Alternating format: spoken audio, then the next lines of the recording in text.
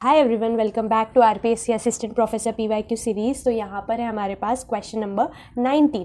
To electrolytic cells containing acidified one ferrous chloride and another acidified ferric chloride are connected in series. The ratio of iron deposited at cathodes in the two cells will be. फिर आपको ratio दे दिया है और आपको बोला है कि दो इलेक्ट्रोलाइटिक सेल्स है जो सीरीज में, मतलब एक के बाद एक कनेक्टेड है और एक में तो फेरस क्लोराइड है और दूसरे में फेरिक क्लोराइड है। अब पूछा है कि आपका जो कैथोड है उसमें जो आयरन है, लोहा, वो कितना डिपॉजिटेड है, बस ये पूछा है। ठीक है, सबसे पहले अगर आपको पता नहीं इलेक्ट्रोलाइटिक सेल होती क्या है तो कुछ इस तरीके से दिखती है कि आपका ये बीकर है। ठीक है, यहाँ पर आपके पास एक और दो इलेक्ट्रोड्स होते हैं और यहाँ पर आपका इलेक्ट्रोलाइट सोल्यूशन जो है इनमें डिप्ड रहता है। ठीक है, एक इलेक्ट्रोड तो आपका क्या होता है, कैथोड बोलते हैं। ठीक है, और ये नेगेटिवली चार्ज होता है और दूसरा होता है आपका एनोड जो कि होता है पॉजिटिवली चार्ज्ड। ठीक है, आपके कैथोड पर क्या होती है, रिडक्शन होती है।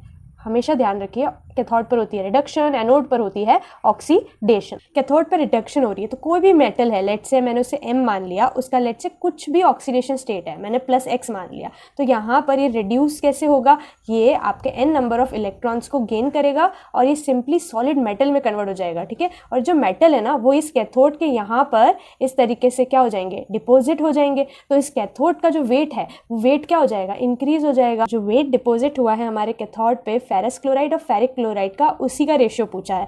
अब फेरिक क्लोराइड फेरस क्लोराइड का फॉर्मूला पहली बात तो आपको पता होना चाहिए। फेरस क्लोराइड में क्या होता है, FeCl2 और फेरिक क्लोराइड होता है FeCl3। तो इसका मतलब आपके फेरस क्लोराइड में जो आयरन है जिसकी बात करिए वो क्या है, +2 ऑक्सीडेशन स्टेट में, और फेरिक क्लोराइड में है +3 ऑक्सीडेशन स्टेट में। ठीक है, अब क्या करना है कि आपको रेशियो पूछा है। अब इन दोनों में डिफरेंस कहाँ आएगा, आयरन का जो मॉलिक्यूलर वेट है वो तो सेम रहने वाला है पर इसके ऑक्सीडेशन स्टेट अलग है। तो हम हमेशा क्या पढ़ते हैं, जो आपका इक्विवेलेंट वेट होता है वो क्या होता है, आपका आयरन का जो भी वेट है वो डिवाइडेड बाय उसका वैलेंसी फैक्टर।